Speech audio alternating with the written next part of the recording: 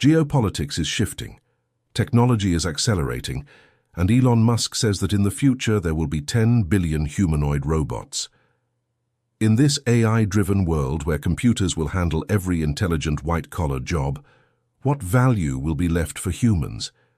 The answer is human skills and people skills.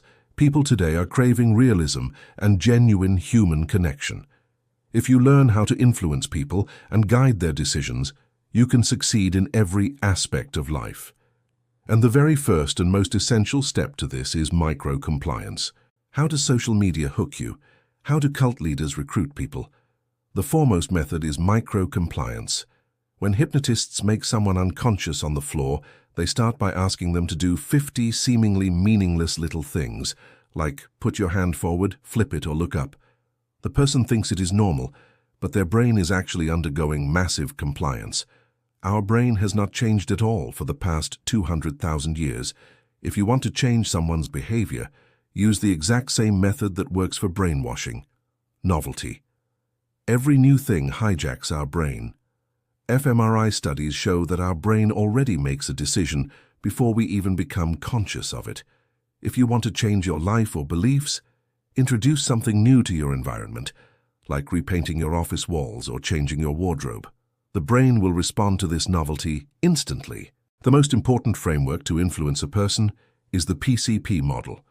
Whether you are a CEO, a lawyer wanting to sway a jury, or a parent, you need to understand this model. First, change the other person's perception. The biggest mistake people make is directing their language at the person.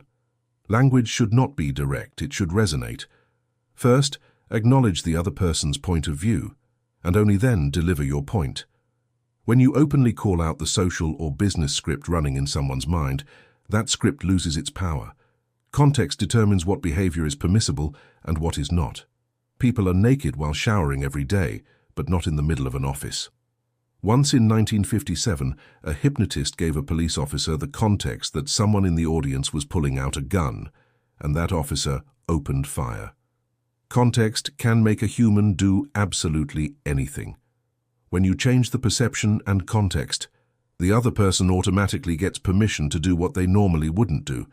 When you start a meeting, set the frame beforehand by saying you are glad everyone is gathered with a collaborative rather than a competitive mindset. This gives the other person permission to behave in the right direction. If you want the other person to agree with you, do not use direct force, instead get them to pre-commit. This technique is called negative dissociation. Tell a guest or a client that so many people in the world are so rigid and closed-minded, and you just don't know why.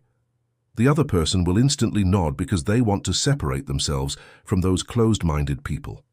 The moment they covertly make the commitment in their mind that they are open-minded, you have hacked their identity.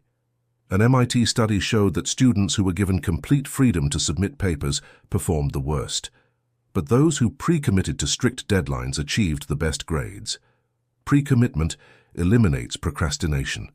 Instead of telling yourself that you will go to the gym tomorrow, say that you are the kind of person who goes to the gym. Identity is the #1 tool for persuasion and influence.